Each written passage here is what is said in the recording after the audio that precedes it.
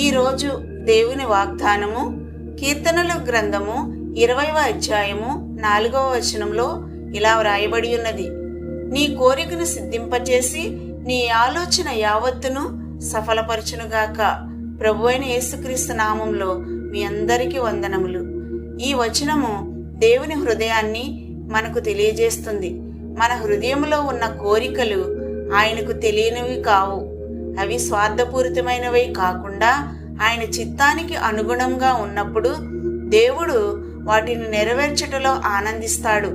మన జీవితంలో ఎన్నో ఆలోచనలు, ఆశలు, లక్ష్యాలు ఉంటాయి. కొన్నిసార్లు మనం శ్రమించినా ఫలితం కనబడక నిరుత్సాహపడతాం.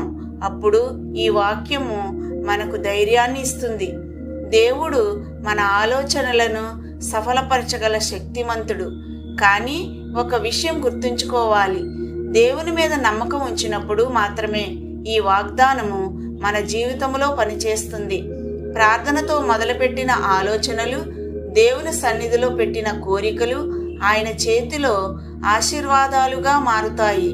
మన మార్గాలను ఆయనకు అప్పగించినప్పుడు ఆయన సరైన సమయంలో సరైన విధముగా కార్యములను నెరవేర్చుతాడు. కాబట్టి ఈరోజు మన హృదయాలను పరిశీలించుకుందాం. మన కోరికలు దేవుని చిత్తానుసారముగా అనుగుణంగా ఉన్నాయా? మన ఆలోచనలు ఆయనకు అప్పగించామా? అలా చేస్తే కీర్తనలు 20వ అధ్యాయము 4వ వచనంలోని వాగ్దానము మన జీవితంలో నిజమవుతుంది. దేవుడు నీ కోరికలను సిద్ధింపచేసి నీ ఆలోచనలు అన్నిటిని సఫలపరచునుగాక. ఆమేన్. ప్రార్థన. ప్రభువైన యెహోవా, నా హృదయంలో ఉన్న ప్రతి కోరికను నీ చిత్తానికి లోపరుచుకున్నట్లు నాకు కృప దయచేయము. నా ఆలోచనలను నీ చేతికి అప్పగించుచున్నాను.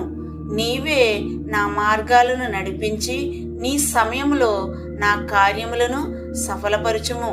నిన్నే నమ్మి ఎదురు చూచుచున్నాను తండ్రి. యేసుక్రీస్తు నామంలో ప్రార్థించుచున్నాను తండ్రి. ఆమేన్. God bless you all.